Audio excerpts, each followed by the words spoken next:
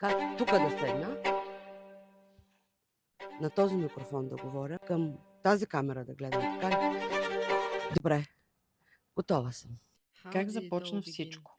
Ето как започна всичко. Аз започнах онлайн през 2007 година, когато много малко колеги работиха тогава онлайн. Основните ми клиенти бяха българи, които живеят в чужбина и нямат възможност да ходят на терапия в страната, в която се намират, защото е добре терапията да бъде на майчин език. Това беше единствената възможност за тези хора да има специалист, с който да споделят, защото не е никак лесно да живееш в чужбина. През годините съм забелязала, че работа, която може да бъде свършена онлайн, много трудно може да бъде свършена в кабинета. Защото когато човек е онлайн, стои на собствения си диван, пие кафе от собствената си чаша, диша въздуха на собствената си стая и тогава се чувства много комфортно. Когато е в кабинета, тогава пък се случва друга магия.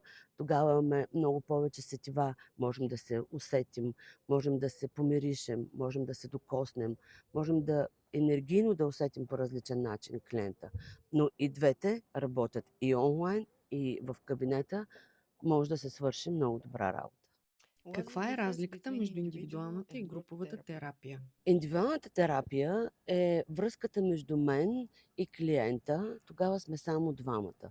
Когато сме в група, всъщност ние заставаме в кръгче, застават няколко човека, които много често споделят идентични проблеми. И тогава всъщност човек се разкрива не само пред терапевта, а пред цялата група и е подкрепен не само от терапевта, а и от цялата група. За мен груповата терапия е много мощен ресурс за подпомагане на човек. Много мощен ресурс за преминаване през трудни житейски ситуации, защото когато групата подкрепя, човек се чувства много приет, неосъден и много на място. Как избираш местата за своите ретрити? За мен е много важно първо мястото да кликне на мен самата, аз да го харесам и да усетя енергията му, за да мога да заведа там хора, които да усетят същата тази енергия, която аз съм усещала. Мястото трябва да бъде красиво, добре изглеждащо.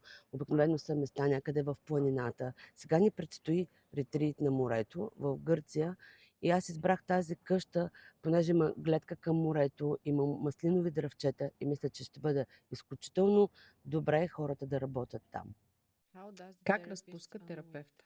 Как разпуска терапевта ли? Аз как разпускам? Правя невероятно откачени неща. Излизам от комфортната си зона. Участвах на триатлон 3 поредни години.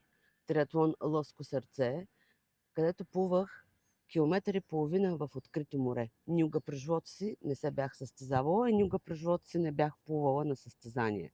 Това мен ме зарежда и ми дава енергия за още една година да тренирам и да надскачам себе си и да се предизвиквам.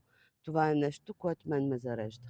Ходя на палатки, обичам дивото, обичам да стоя сама, да няма никой, да чета книги или просто да гледам морето. За мен е важно просто да е тихо. Ако ти се чувстваш самотен и изпитваш страх от самотата, изгледай другите ми видеа. Аз съм Елена и съм психотерапевт.